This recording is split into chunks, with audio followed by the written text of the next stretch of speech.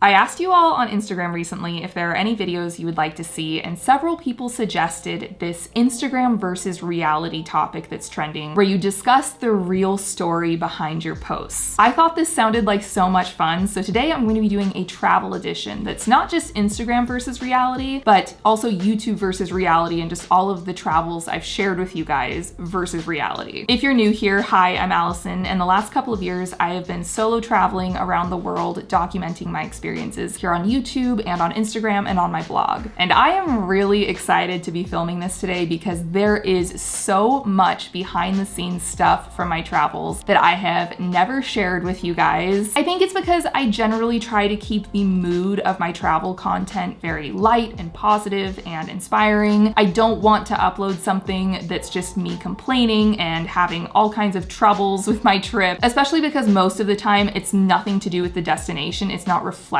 of the place at all. So I've never had the right opportunity to just rant, which is what I'm gonna do today. Okay, so we've got to talk about Iceland. I have a travel vlog up from this trip. It'll be up here if you want to watch it, or it will be linked down below. It was the first solo trip I ever took a couple of years ago, and it was a train wreck. You don't even know. So I booked a trip to spend 8 days in Iceland, leaving at the end of February and staying through the first week of March, which is still very much winter in Iceland. And the main reason that I chose winter to visit is because in the winter you can go up into ice caves and glaciers, and there's a lot of winter activities and tours going on. And I had found this blue ice cave tour that looked amazing, this blue ice cave glacial climb expedition. I wake up the morning of my flight at home in Seattle and I can feel that my throat is kind of sore. I never get sick. I think it's one of the perks of working from home is I'm just not around a lot of people every day, and I get a cold like once every 4 or 5 years. I'm trying to tell myself, no, maybe it isn't, maybe this is gonna go away, so I get ready. My flight from Seattle to Reykjavik, which is the main airport in Iceland,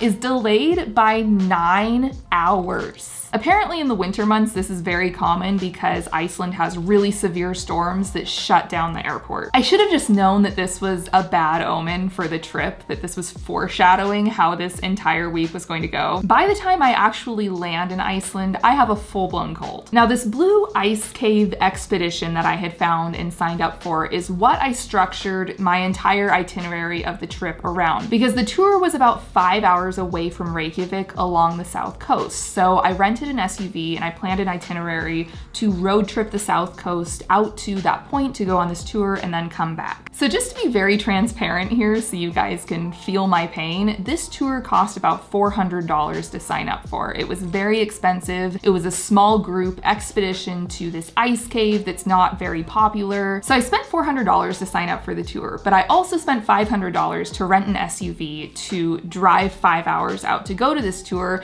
and gas in Iceland is $8 a gallon. So I spent $100 or $200 on gas as well. So I got the car, I spent a couple of days road tripping along the south coast, stopping along the way to get out to this destination. And then I also paid to stay at the hotel that the tour left from because that was just going to be the most convenient thing. And the hotel was $200 and some a night, definitely overpriced. It wasn't a bad hotel, but it was not an over $200 a night hotel. I think they're just able to capitalize on being the only hotel in a rural area. So I've driven for a couple of days. I finally made it out to this hotel that the tour leaves from in the morning. I check in, I go to my room, I'm exhausted. I sit down on the bed, I grab my phone, get on the Wi-Fi, I pull up my email, and I have an email in my inbox from the tour company saying the ice cave tour tomorrow has been canceled.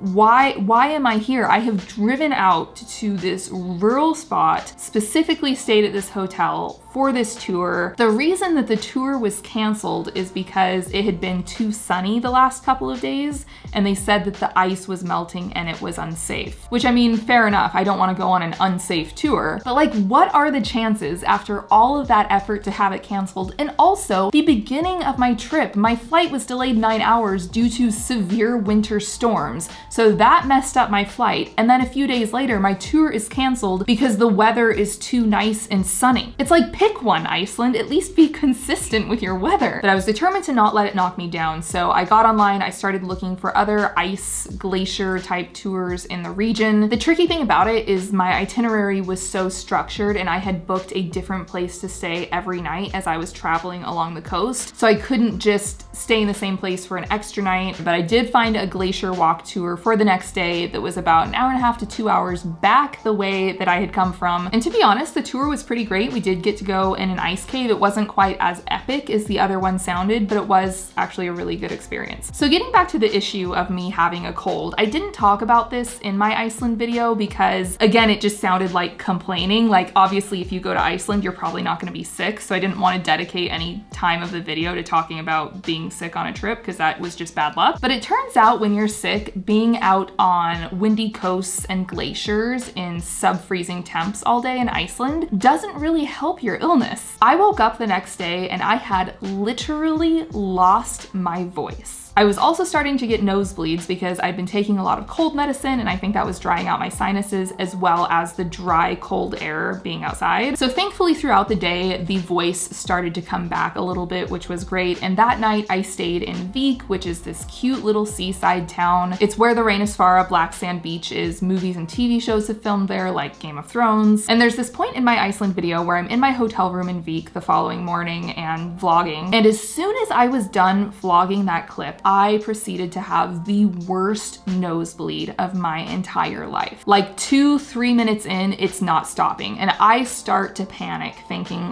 what if this nosebleed doesn't stop? I'm in this little town. I don't know where to get medical assistance. Do I just go run down to the front desk and ask them to call somebody? Would I have to go all the way back to Reykjavik to get treated? Like, I'm starting to catastrophize with this nosebleed I'm having. And it just broke me. I stood in the bathroom and I just cried. So eventually the nosebleed stops. I pull myself together. It was a beautiful day. The locals were saying that you don't often see a sunny blue sky day in the winter. So I spend the day walking along the water, driving around, exploring, kind of making my way back toward Reykjavik. And around sunset, I'm driving and I see up in the cliffs this beautiful waterfall. So I pull over and get my drone out so I can fly it up to get some cool close-up footage of this waterfall. And this is a brand new drone. I bought it specifically for this trip. So I get out of the car and I start setting everything up. And the way the remote works is it attaches to your phone via a cord, and then you can use your phone as a monitor to see what your drone is seeing. So I'm attaching the cord from the remote to my phone and the cord snaps off at the connector inside of my remote. I had essentially broken my drone for the rest of the trip. So that was everything that went wrong with my trip to Iceland. The last couple of days in Reykjavik were actually pretty good and the cold was starting to let up, so they were fairly enjoyable, but the trip certainly did not go how I planned. And even still, I would say that it was a really great trip, even though I've been like sitting here ranting for the last 10-15 minutes about everything that went wrong. Iceland is so magical. I don't think that you can go to Iceland and come out regretting it, even if you do have hiccups like I had. So I really tried to highlight that stuff in my video because if you were thinking about going to Iceland, you really should go. So a couple of months after I went to Iceland, I took a solo trip to Portugal. And one morning when I was staying in Lagos, which is down in the Algarve on the coast, I woke up really early and I walked around the city at like 7:30 in the morning. Nobody was out. I have a vlog up from this trip as well as a couple of photos on my Instagram from this morning. And what you would not know from looking at them is that this was probably the most stressful day I've ever had while solo traveling. What you don't see, and what I don't know yet, is that my wallet is not in my bag. It's somewhere on the streets of Lagos. I did an entire storytime video about this situation and I will have it up here or linked down below, but basically what happened is as I was walking around pulling my camera and my phone out of my bag to take pictures, at some point my wallet, which was just like a little card holder, got pulled out and fell on the ground and I didn't realize it and I kept walking. And the thing that made this such a nightmare is I had made the very rookie mistake of not having a spare credit card or cash in the safe in my hotel room. I had no money, like not even a few euros to get a ride to the train station. And the kicker is I realized that I had lost my wallet after I had eaten breakfast in a local restaurant and they had given me the check. 3 days into an 11-day trip in Portugal, by the way. But also, I was by myself in this local restaurant where I had just eaten their food and I'm telling them I can't pay them. And if you want to hear the rest of the story and the twist of what happened with my wallet, and it involves police and it's like really crazy, you should go watch that video because there's a lot more to the story. But eventually what happened is I was able to get a Western Union transferred and get cash for the rest of the trip. But still, looking at this photo and watching my Portugal video, you would think like she's just having a fun, easy day out in the sun in Portugal, and like, no, that day was hell. What else is here on my Instagram? This photo of me in the bamboo grove in Japan is always one that's kind of funny to me because I actually photoshopped my legs in this photo to look shorter, which seems kind of backwards because usually like if somebody was going to Photoshop their legs, they would probably try to elongate them. But the thing about this photo is it was shot on a really wide angle lens, and wide angle lenses will distort the edges. It kind of stretches them out. And because my camera was flipped vertically, so it was this part of the image that was getting stretched out and my legs were down here. In the original image, my legs looked so long that I looked at it and I was like, if I post this, people are going to accuse me of photoshopping my legs to get them that long. So I ended up photoshopping my legs to try and make them not look photoshopped. Speaking of Photoshop and editing skills, I want to take a quick break to thank Skillshare for sponsoring today's video. If you're looking to explore a new skill in 2020, Skillshare is an online learning community that offers classes to aid your creative journey. Classes are short, so they easily fit into your day, your routine, and the topics range from artistic things like illustration and music, freelance and entrepreneurship, marketing, lifestyle, and of course there are tons of classes on photography, photo editing, videography, and video editing. There's this class by Brandon Wolfel called Instagram Worthy Photography. He takes the most insane night images. If you don't follow him on Instagram, he is so talented, and he has an entire class covering how he plans his shoots, the equipment he uses, the techniques he uses, and how he edits to create these amazing images. The annual membership comes out to under $10 a month, which is way more affordable than any other kind of in-person class. And the first 500 people to click the link in my description will get 2 free months of premium membership to explore your creativity. Okay, the next behind the scenes story I have to share with you guys is from my trip to Alaska last summer. Alaska is one of the best trips I have ever taken. It is probably going to be one of the best trips of my entire lifetime. I took an 11-day cruise up the Inside Passage from Vancouver to Anchorage with Seabourn, and it was magical. If you ever get the opportunity to take an Alaskan cruise, do it. I have a video from this trip. It'll be up here or linked down below, and it is my favorite video I've ever done in all of my years on YouTube. But I do have a story from Alaska. So the cruise that I went on was perfect, absolutely flawless. And when we docked in Seward, which is near Anchorage, I decided to extend my time in Alaska with a couple of days in Anchorage to go explore. So Anchorage in the summer is really expensive. I booked one of the last hotels available. It was a 2.5-star hotel, which is not that fancy, and it was over $180 a night. Pretty crazy expensive. And when I checked into this hotel, I knew that something was off. I just had this sixth sense that didn't like it. Like there were a lot of people loitering outside, and it was just like the vibes. The vibes weren't good about this hotel. And I'm not like a hotel snob. I stay in cheap hotels all the time. I stayed in a great one up in Vancouver that I talked about in that video that was like $60 a night. It was fantastic. And another one in Joshua Tree that was like $50 a night. So I'm cool with a hotel that's pretty basic. That's not anything to do with the vibe I was getting here. Like there was just something off. So I checked in, I rented a car, and I drove out to this beautiful spot for the evening called Beluga Point. It's where I filmed the last clip of my Alaska video. It was so beautiful out there because the sun sets so late. So sometime after 11, I drive back to the hotel, I get to my room, and I'm in my bed, in my pajamas. It's after midnight, I'm on my laptop, and I see this flicker of movement out of the corner of my eye, and I look, and nothing's there. So I turn back to my laptop, and I'm like, no, I saw something, and I look back over at the floor, and there goes a rat running across my hotel room floor. So naturally, I tear out of bed, throw my shoes on, I go racing down to the front desk. It's after midnight, I'm in my pajamas, there's a man working there, and I go, excuse me,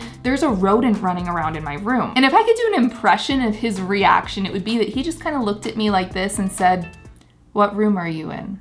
He did not bat a lash. He was not shocked at all. So I told him my room number and he goes over to his computer and is like typing away or something. And then he just comes back and in the same like so calm manner, he goes, "So we do have one other room except the air conditioning is broken." And I'm feeling like I'm taking crazy pills because I just told this man that there is a rodent running around my room. He's not shocked at all. He has not offered any kind of sympathy or apology. Like if I worked at a hotel and somebody came to the desk and said there's a rat in my room, I would be like, "Oh my gosh, I'm so sorry. We're gonna figure this out for you." He was just like, "What room are you in? I'll just get you another room." Like he didn't care at all. So it's after midnight. I wanna get some sleep. I have a flight the next day, so I do the room change. The next morning, I head down to the lobby to check out and the manager is there now. And as I'm checking out, I tell her I had to move rooms last night because there was a rodent running around my room. And once again, no shock or alarm whatsoever. And also no apology or like any kind of sympathy of "we're sorry about that." I was honestly appalled, especially for the price I paid for that room, over $180 a night. Like you should never have rodents in hotel rooms, but like if I paid $30 for some really rundown looking place on the side of a highway, you know, I might not be that surprised. But $180 a night should guarantee that you don't have small creatures running around. This was another time that I was really tempted to rant to you guys about it, like in the middle of the night when I was doing the room change and I got settled in the new room. I was like this close from getting on Instagram stories and just like going off. But there's a fun little story from Alaska for you. Especially I think it's funny because if you watch the video, like the cruise that I went on, I got to go partnered with Seabourn and their cruises are so nice and the experience was definitely luxury. And I don't think anyone would guess from seeing that video that there was also a time on that trip when I was bunking with a rat. So those are some of the less glamorous stories from behind the scenes of my travels. This was fun to do. It just goes to show that Instagram isn't reality, YouTube isn't reality. My travels are not always glamorous, that is for sure. If you enjoyed this video, please give it a thumbs up, hit the subscribe button and the notifications bell so you know when new videos are posted. And I will see you guys next time.